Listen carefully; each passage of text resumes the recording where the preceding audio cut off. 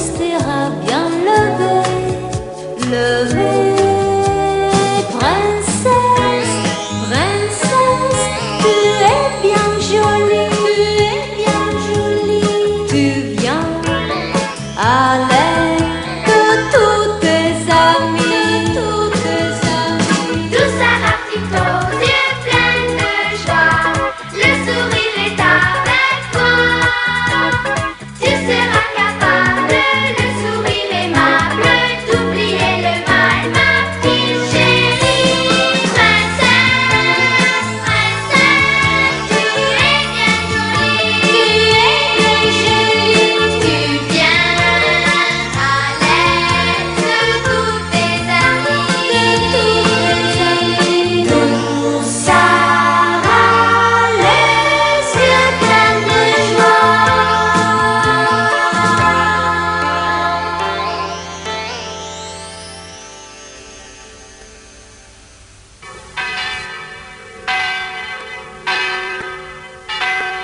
Le matin du jour où mon papa devait repartir pour les Indes, je lui ai demandé si nous pouvions aller ensemble à la messe à la cathédrale Saint-Paul.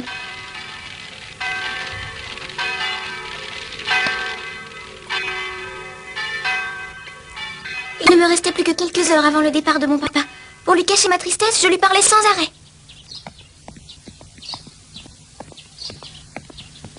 Tu vois, papa, à la fin de la messe, j'ai fait comme à chaque fois une prière à maman qui est au ciel. Mais aujourd'hui, je lui ai demandé une faveur. Je lui ai dit, maman, fais s'il te plaît que je trouve Émilie. Ah, cette fameuse poupée Émilie. Oui, c'est ça, mais je suis sûre que je vais la trouver. Eh bien, si tu en es sûr, nous allons partir dès maintenant à sa recherche. Nous finirons bien par la trouver. Comme je suis contente. Peter? Oui, mademoiselle Sarah, que voulez-vous? Peter, je voudrais que tu nous suives au pas avec l'attelage pendant que nous regarderons les vitrines. Bien, mademoiselle.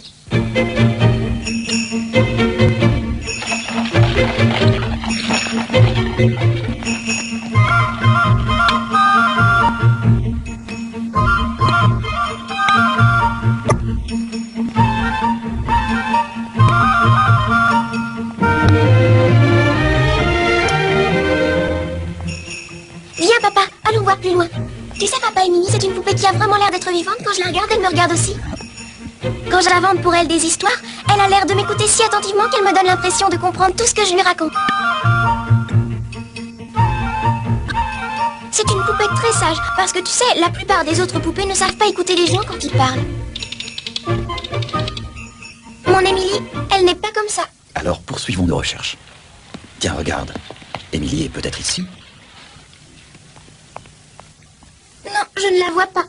Émilie ne ressemble à aucune des poupées qui sont ici. Elle a de longs cheveux blonds qui lui tombent sur les épaules. Elle porte un magnifique chapeau aussi fleuri qu'un jardin. Elle a de grands yeux bleus et quand elle me regarde, j'ai l'impression qu'elle rêve. Ya! Tu sais, papa, quand nous sommes partis des Indes, j'ai dû quitter mes amis. J'étais très triste. Je savais que nous ne pourrions nous revoir avant longtemps. Je sais que de vrais amis, c'est fait pour s'entendre pendant toute la vie. C'est pour ça qu'Émilie et moi, nous resterons amis pour toujours. Je suis sûre qu'Émilie voudra bien devenir ma meilleure amie et le restera. J'en suis certain.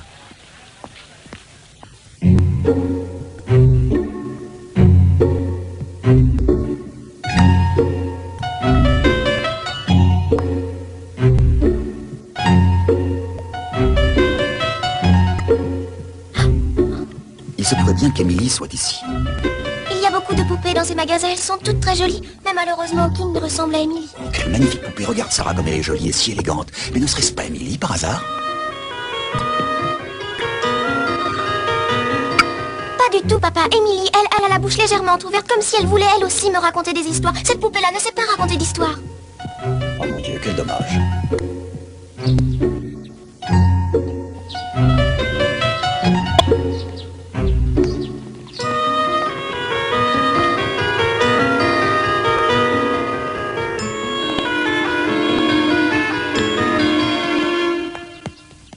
Sarah, regarde, Émilie est dans cette vitrine.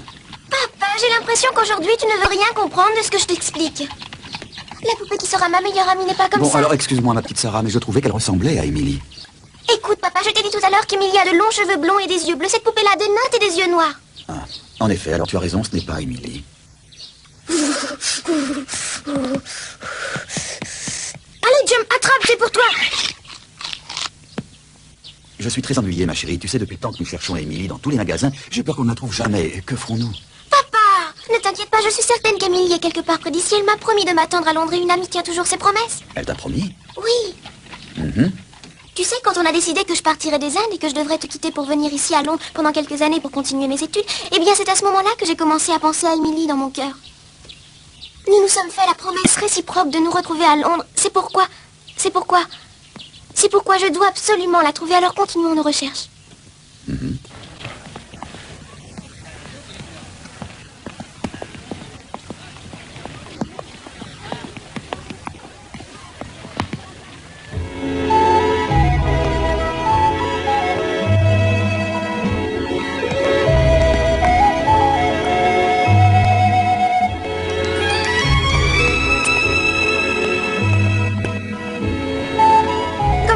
Cette pauvre poupée, elle reste enfermée toute la journée. Sarah, ne t'inquiète pas, Émilie n'est sûrement pas dans ce genre d'endroit. Tu te rends compte, papa, si jamais Émilie était comme ça, sans vêtements, comme elle serait malheureuse. Il fait si froid l'hiver dans ce pays. Oh, papa, regarde! Que se passe-t-il? C'est Émilie, c'est elle, papa, regarde, Émilie est là! Quoi? Papa, mais tu ne la vois pas, regarde, je la reconnais, c'est elle! J'en étais sûre, je savais qu'on la trouverait, elle était là, elle m'attendait.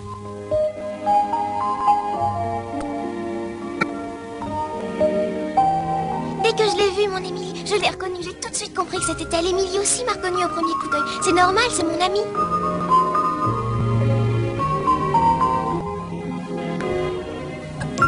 C'est donc elle, ton amie Émilie? Eh bien, alors on va essayer de vous réunir. Entrons.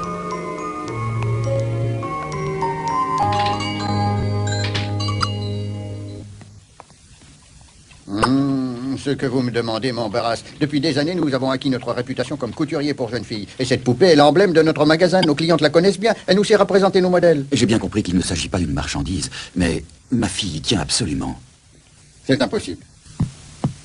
Je vous en prie, monsieur. Je ne peux pas lui refuser ce cadeau. Je vous en prie, je vous dédommagerai. Je n'ai pas de temps à perdre. Votre insistance me surprend. Vous ne comprenez pas qu'il ne s'agit pas d'argent. Je n'ai pas l'intention de vendre cette poupée. Je vous demande donc de sortir.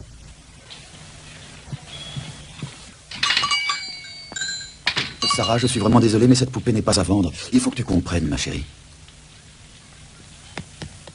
Sarah, où vas-tu? Bonjour, monsieur. Je m'appelle Sarah, je suis ici avec mon papa. Je suis venue des Indes pour entrer en pension. Il reprend le bateau aujourd'hui et moi je vais rester ici. Personne pour me consoler, personne sauf mon amie Émilie. Émilie? Oui, Émilie, c'est le nom que j'ai donné à cette poupée. Je serai sa meilleure amie, je m'occuperai d'elle comme si j'étais sa maman.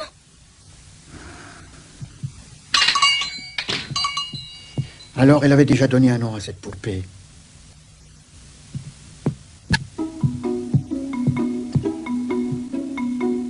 Eh bien, c'est entendu, mademoiselle. Puisqu'elle vous plaît à ce point, je vais vous faire ce grand plaisir. Je vais vous offrir la poupée que vous aimez. Ce n'est pas à vous que je l'offre, c'est à votre fille. C'est une enfant charmante et très exigeante aussi. Regardez, elle est de toute beauté. C'est une de mes plus belles poupées avec une tête en porcelaine, un véritable chef-d'œuvre. Bon, je vais la mettre dans une boîte. Non, monsieur, s'il vous plaît, il ne faut pas lui faire cela. Si vous mettez Émilie dans une boîte, elle ne pourra plus respirer. Oh, j'oubliais, vous avez raison, il ne faut pas. Tenez, prenez Émilie dans vos bras et je sais qu'elle y sera bien. Oh, merci beaucoup, monsieur, je suis tellement contente.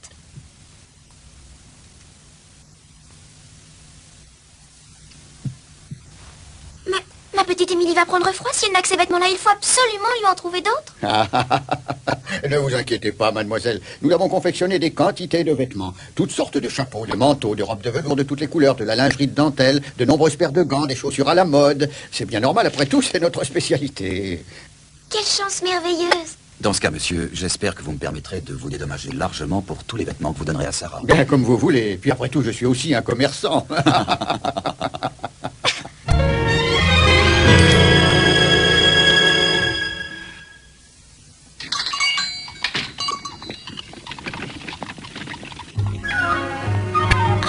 Regarde, il neige.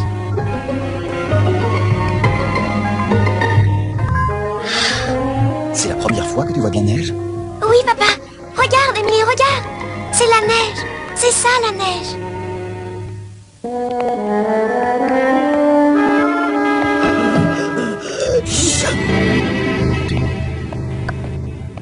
Tout ça est à la nouvelle.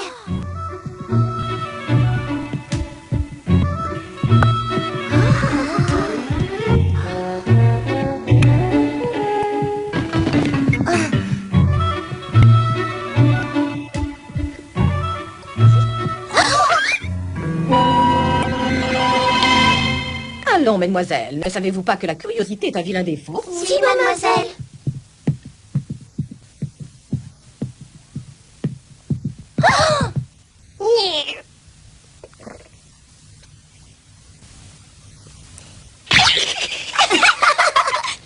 Incroyable, la garde-robe de cet enfant, incroyable.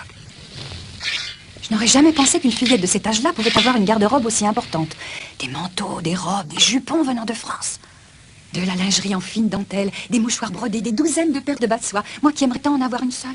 Amélia, Oui, dis-moi, Amélia, j'aimerais savoir ce que tu penses de cette jeune fille. moi, je crois que c'est une charmante enfant. Elle a l'air d'être très sage et très intelligente. On dirait une princesse, comme dans les livres. Cette petite a été terriblement gâtée par son père. Une enfant gâtée à ce point se montre souvent très difficile et n'a de cesse d'obtenir ce qu'elle veut. À mon avis, une enfant aussi gâtée ne pourra jamais s'adapter à la pension. Cependant, je me réjouis d'avoir cette jeune fille dans mon école. Inutile de préciser que c'est uniquement parce qu'elle a apporté à l'école un soutien économique conséquent et non pas par affection. Amélia, il va falloir que pendant quelque temps, au moins, Sarah soit particulièrement bien traitée. Ah, au cours des conversations que j'ai eues avec M. Barrault à propos de M. Crew et sa fille, il a répété maintes fois que son père fait tout ce qu'elle veut. Si un jour il lui prenait l'idée d'écrire à son père pour lui dire qu'elle ne se plaît pas dans notre école, il serait tout à fait capable de nous la retirer immédiatement. Ce serait une catastrophe pour la réputation de notre école et aussi pour notre budget. Il faut à tout prix éviter cela. Tu as bien compris, Amélia, tu préviendras tout le monde. Oui, très bien, mademoiselle la directrice. Les voilà, justement. Recevons-les le mieux possible. Oui, mademoiselle la directrice.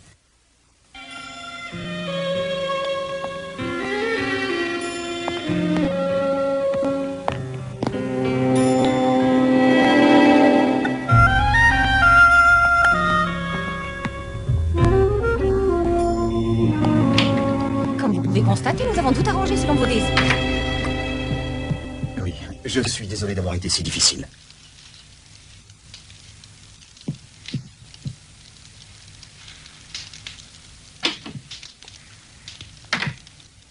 Je voulais vous dire, monsieur, que beaucoup de vêtements n'ont pas pu entrer dans les armoires. J'ai dû en laisser certains dans les malles. Très bien, merci. Je vous remercie beaucoup, madame la directrice. Accordez-moi une dernière faveur. Je souhaiterais rester un moment seul avec ma fille avant mon départ. Mais bien entendu, monsieur, je vous comprends. Mademoiselle Sarah, vous n'oublierez pas de dire au revoir à votre cher papa avant qu'il s'en aille. Je vous laisse.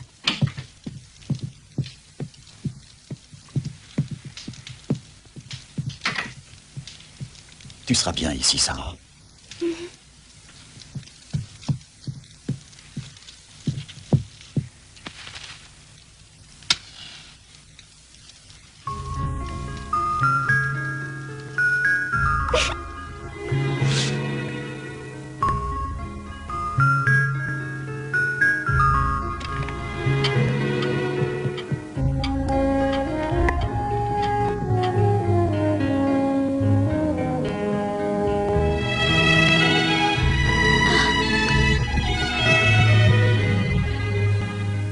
Sarah.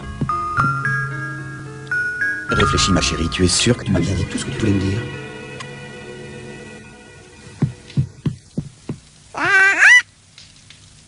Moi, je crois bien t'avoir dit tout ce que je voulais te dire avant que nous nous séparions. Je t'écrirai très souvent, au moins une lettre par semaine, et je te raconterai tout sur mon école. Oui, sur les professeurs ou sur mes nouvelles amies et les histoires que nous nous raconterons. Et je te parlerai aussi d'Émilie, bien sûr. Eh bien, moi, je t'écrirai 2 fois par semaine, si tu veux. Je te parlerai des Indes, de mon travail aussi.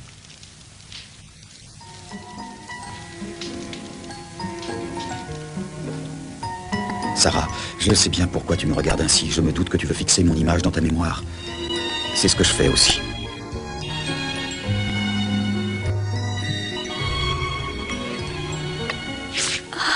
Regarde cette photo. Tu te souviens de cette photo, Sarah? C'était dans notre maison au Cachemire avec ta maman.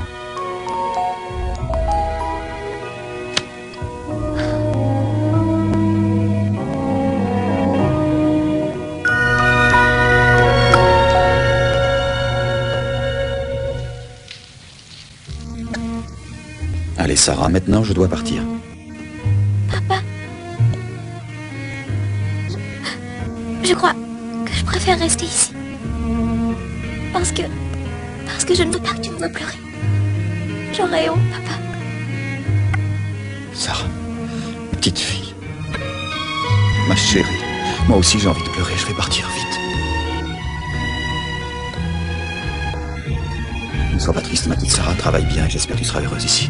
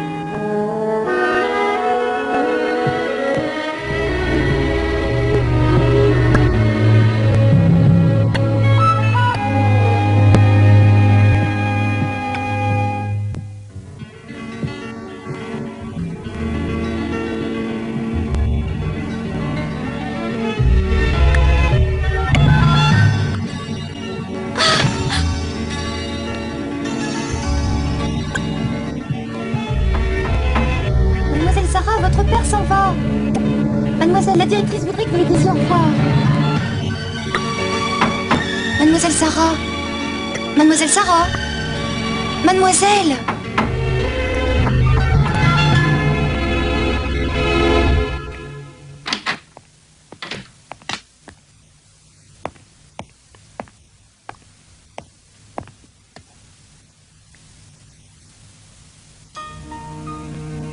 Adieu, Sarah.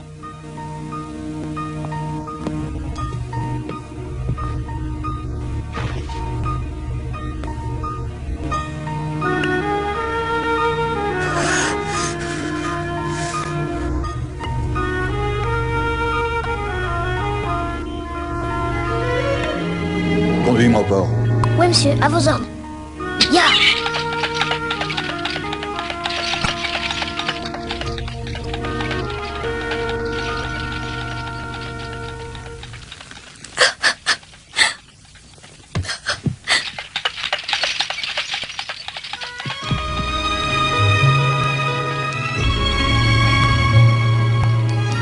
Papa, je t'aime tant.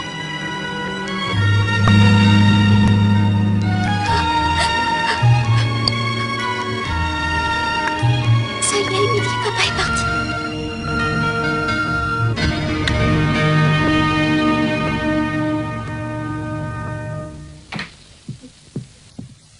Je ne comprends pas ce qui s'est passé. Elle n'est même pas venue saluer son père une dernière fois. Mariette dit qu'elle a eu beau appeler, elle n'a pas eu de réponse. Elle ne l'a pas entendu pleurer non plus. Tant mieux, j'en suis ravie. Que dites-vous? À vrai dire, j'appréhendais beaucoup le départ de son père. Je pensais que nous aurions à supporter une fois de plus des larmes et des cris odieux, comme avec tous les enfants gâtés.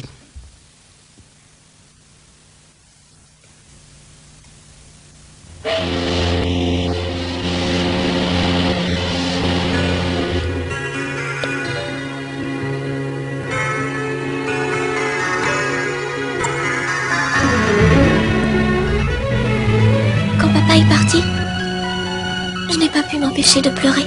Mais seule maman qui est au ciel et Émilie l'ont su.